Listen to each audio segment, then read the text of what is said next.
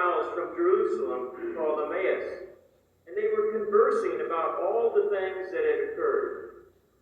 And it happened that while they were conversing and debating, Jesus himself drew near and walked with them, but their eyes were prevented from recognizing him. He asked them, "What are you discussing as you walk along?" They stopped, looking downcast, and one of them, named Cleopas, said to him in reply, "Are you the only visitor to Jerusalem who does not know of the things that have taken place there in these days?" And he replied to them, "What sort of things?" They said to him, "The things that happened to Jesus the Nazarene, who was a prophet, mighty in deed and word before God and all the people. How our chief priests and rulers both handed him over to a sentence of death and crucified him.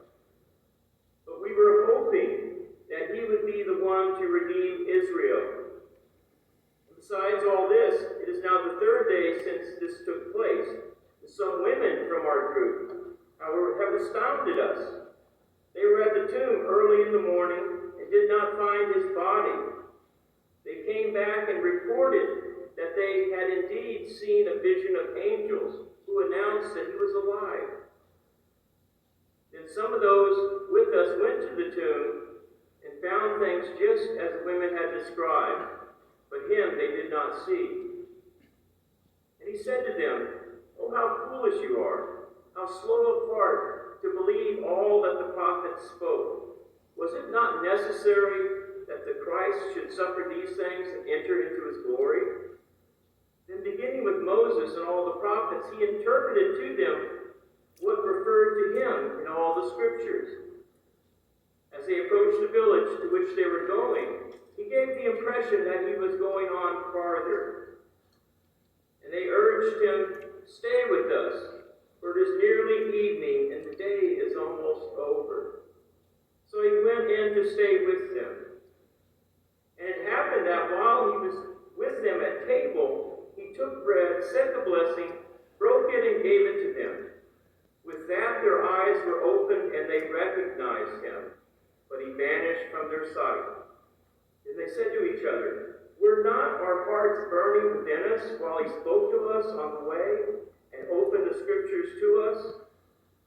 So they set out at once and returned to Jerusalem, where they found gathered together the 11 and those with them who were saying, "The Lord has truly been raised and has appeared to Simon." Then the two recounted what had taken place on the way and how he was made known to them in the breaking of the bread. The gospel of the Lord. So in today's gospel, we read the story of the disciples on the road to Emmaus. They had a personal one-on-one relationship with Jesus before his crucifixion. And they had witnessed that he was mighty in words and deed before God and all the people, and a prophet, powerful. And Jesus also had told them ahead of time exactly what was going to happen to him, that he would be arrested, he would be scourged, mocked, and crucified, and on the third day he would rise. But despite all this overwhelming evidence that they had that he was predicting what was going to happen, to a certain degree they still lacked faith and trust. This lack of trust also indicated in the conversation. They said, "We had hoped that he would be the one to redeem Israel." We had hope, past tense. In their sorrow and confusion, nothing seemed to make sense. I'm sure they were filled with fear. They thought that Jesus was a sojourner, a traveler, a here today, gone tomorrow prophet who came upon the scene and is left. Because of their lack of faith, Jesus appeared to them in a form that was in direct proportion to their faith. He appeared to them as a traveler, as a sojourner, as a wanderer on the way. And a similar event happened to Mary Magdalene. When Mary Magdalene came to the tomb, she wasn't looking for the resurrected Christ. She was looking for a body. And then when she saw the body was missing, she didn't think, oh, he's risen from the dead. She thought someone had taken it. So when she thought the gardener had taken it. So when Jesus appeared to her, he appeared to her as the gardener.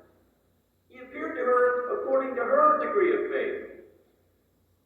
You know, Jesus will also manifest himself to us according to our degree of faith. And our degree of faith and trust in him. You know, faith is necessary. Trust is necessary in our walk with Jesus. Faith is believing in something where there is no evidence. And trust is based on evidence. We find someone trustworthy when we know their track record, when we know what they are capable of. So both of those are necessary to unite our will with the will of God. And faith and trust in God's will takes away all fear. It takes away all fear. You know, we trust God because we've seen the evidence in our lives. Many of us, when we were younger, we took so many crazy risks. And somehow God protected us, even in our foolishness, in our youthful folly. So he's never stopped protecting us. He always gets us through these difficult times of life. You know, we must have faith and love that God will always protect us and nothing happens outside of his holy will. You know, St. Augustine said that all that happens to us in this world against our will happens only by the will of God, by the disposal of his providence, by his orders, under his guidance. And if in the frailty of our understanding we can't grasp the reason for some event, let us attribute it to divine providence and show him respect by accepting it from his loving hands and believing firmly that he does not send it to us without a good cause. You know, when the people of Israel, they attributed all their sufferings, their captivity, the misfortunes, they attributed to causes other than God. And Jeremiah told them, who is he that has commanded a thing to be done when the Lord commands it not to be done? You know, prophet Isaiah, God said, I am the Lord, there is no one else. It is I who bring both life and death. It is I who inflict wounds, and it is I who heal them. You know, in this pandemic, we should take every precaution possible to protect ourselves and the people around us. But at the same time, Jesus tells us in the gospel, fear is useless. What we need is faith and trust. Fear is useless. You know, nothing can happen to us unless God wills it. You know, Jesus will protect us. And also we can look to the maternal protection of our Blessed Mother. She will always protect us. When she appeared in 1531 to Juan Diego in Mexico, you know, she told him, listen and let it penetrate into your heart. Do not be troubled or sad. Do not feel any illness. Do not fear any illness or vexation, anxiety or pain. Am I not here who am your mother? Are you not under my shadow and my protection? Am I not your fountain of life? Are you not in the folds of my garment, in the crossing of my arms? Is there anything else that you need? You know, we are protected. Our love and faith in Christ should be growing during this time.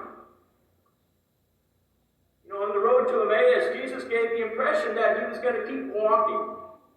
And the disciples urged him to stay. Jesus waited for that invitation. They said, stay with us, for the night is upon us, and the day is nearly over.